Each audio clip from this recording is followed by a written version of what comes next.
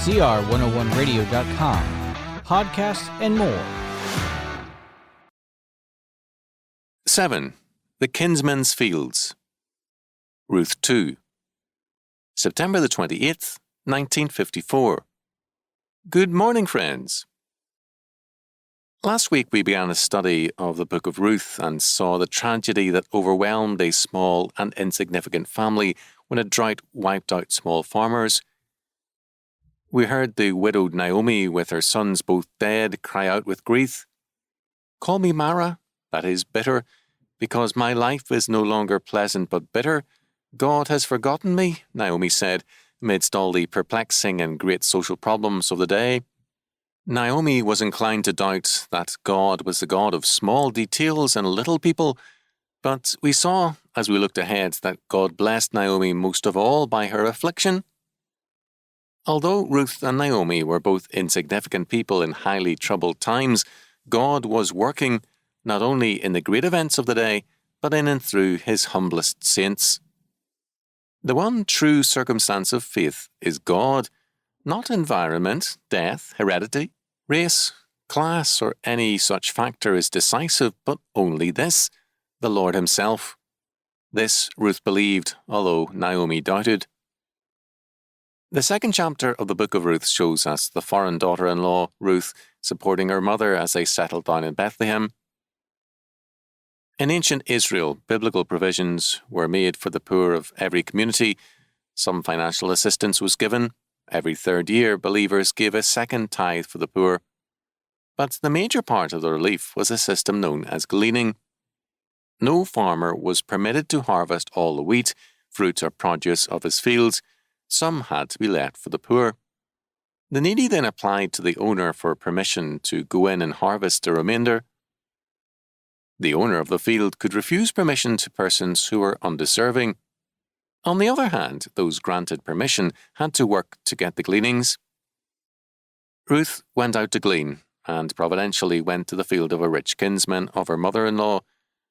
This kinsman, Boaz, had already been impressed by Ruth's faith and character, and so he instructed his foreman to keep an eye on Ruth, lest she be molested, and also to instruct the harvest hands to leave extra sheaves of wheat in her path, so that Ruth would have enough for her use and some besides to sell.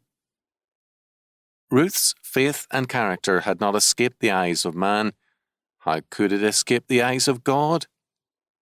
There is nothing that you and I can see or know that God has not known, yet ordained to the fullest degree. Boaz the man was quick to help. God's help sometimes seems less quick to our blind eyes, but His help is more abiding and is eternal in its implications. We are never forgotten of God, nor are any of our needs too small or too remote to be encompassed by God's knowledge, love, and providence. The book of Ruth tells us that God is the mightiest environment of any human life. We tend to feel that we are surrounded by an environment made up of indifferent, meaningless, or hostile objects, persons, and things. We live in a world which is to us alien, and we feel that our environment is something we have to contend with or work against. But if we recognize that God is the only true environment of human life, then we have reached that same serene faith which characterized Ruth. There was no bitterness in Ruth, only faith. She believed in the Lord, and therefore surrendered her life and its problems into His hands. As a result, she walked free of worry and fretfulness, serene and unafraid. Such faith has its reward. To every Ruth comes the heavenly friend, the divine kinsman, to whom belongs all the pastures and fields and all the good things of life.